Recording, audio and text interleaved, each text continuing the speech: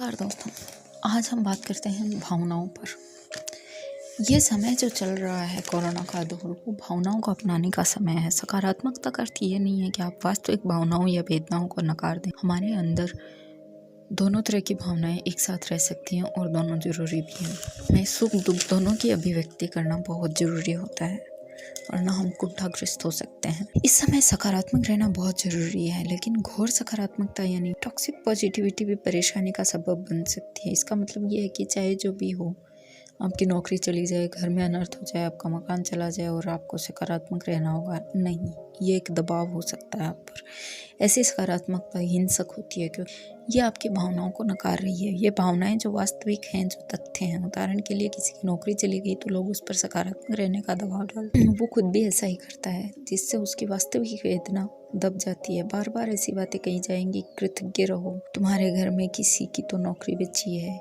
या दूसरों के पास तो इतना भी नहीं है, कम से कम तुम्हारे सिर पर छत तो है, कृतज्ञ रहो, कृतज्ञ रहो। इस मंत्र को बार बार जपा जाता है आपके सामने। कृतज्ञता बुरी नहीं है, वो आपको सांत्वना देती है, लेकिन साथ में ये भी याद रखना चाहिए कि मेरी वेदना तो नहीं जा रही है। कृतज्ञता एक चीज है और नकारात्मक भावनाएं दूसरी चीज। हम सोच रहे हैं कि हम एक सकारात्मकता पर ध्यान देते रहें तो वेदना कम हो जाएगी, लेकिन अपने शरीर में चोट लगी है तो क्या सिर्फ ये सोच कर कि मेरे पास क्या क्या है इससे ठीक हो जाएगी? नहीं ना, दर्द तो होगा ना। सकारात्मक रहने का मतलब ये नहीं है कि मेरी मानसिक वेदना चली जाएगी। सबसे पहली बात ये है कि वेदना को, इस दर्द को जैसा है उस रूप में स्वीकार करो। दोनों विरोधी भावनाएं एक साथ रह सकती हैं। हम सकारात्मक और कृतज्ञ रह सकते हैं, साथ ही हमें वेदना भी हो सकती है कि हमने कुछ खोया है। हमने देखा है कि घर में दुख का या नकारात्मक माहौल, लेकिन इस बीच अगर कोई बच्चा शरारत कर दे, प्यारी बातें कर दे, तो चेहरे पर मुस्कान आ ही जाती है। यदि दोनों भावनाएं साथ नहीं होती तो ऐसा नहीं होता। आज के समय में जानना बहुत जरूरी है कि सकारात्मक रहने का दबाव हमें नकारात्मक बना रहा है। दूसरी बात, स्वीकार करने में हमें वेदना है, दर्द है, नकारात्मकता है, और ये ठीक न होना भी ठीक होता है।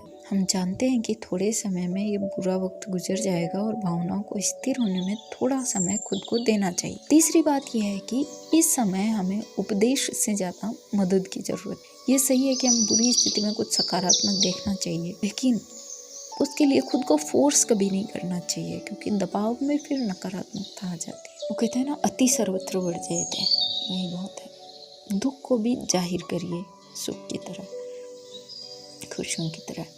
इसलिए हमें उपदेश देने की जगह किसी को कंधे की ज़रूरत है, ताकि वो दिल की बात कह पाए। कोई ऐसा जो हमारे बारे में राय ना बनाए, भले ही समाधान ना दे, लेकिन हमारी बात सुन ले। ये चीज़ भी कई बार राहत देती है। कुछ लोग कहते हैं, अच्छा हम नहीं सुन रहे थे तो तुम्हें किसी और को बताने की क्या ज़रूरत थी? ठीक है, आप हमारे क्लोज हैं, लेकिन आप नहीं सुन रहे थे तो किसी और से शेयर कर दी। मुझे मन हल्का करना था इसलिए कर दिया। इसमें कुछ भी गलत नहीं है, क्योंकि कई बार सुनने वाला कान भी बहुत राहत देता है, भले सल्यूशन मिले या ना मिले।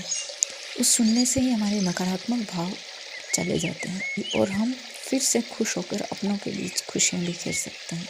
लेकिन कई बार वही अपने इसे नकारात्मक रूप में देखते हैं, जो नहीं होना चाहिए। इस तरह हम किसी की भी बात सुने, अगर भावनाएं साझा करने के लिए कोई नहीं है तो भावनाओं को किसी डायरी में, मोबाइल में लिखें। लिखने से भी आपके अंदर की नकारात्मक ऊर्जा कम होती है। भावनाओं को अंदर दबा कर ना रखें। आप जितना दबा कर रखेंगे उतना आप खुद नकारात्मक होते जाएंगे। आशा है दोस्तों आप अपने स्वास्थ्य का, अपने परिवार के लोगों के स्वास्थ्य का ध्यान रखेंगे, भावनाएं शेयर करेंगे, अपने प्रियजन को भी मौका देंगे कि वो भी अपनी भावनाएं आपके साथ शेयर कर सके, ताकि उन्हें किसी और के साथ शेयर ना करनी पड़े, ताकि वो आपके शक के बारे में ना आए। और अगर ऐसा करते हैं तो प्लीज़ उनके लिए नकारात्मक मत सोचिए, वो नकारात्मकता को दूर करने के लिए ही ऐसा कर रहे हैं। आप भी ऐसा करिए ताकि आप कुंठाग्रस्त होकर क्रूर और हिंसक मनुष्य न बन जाए। धन्यवाद दोस्तों।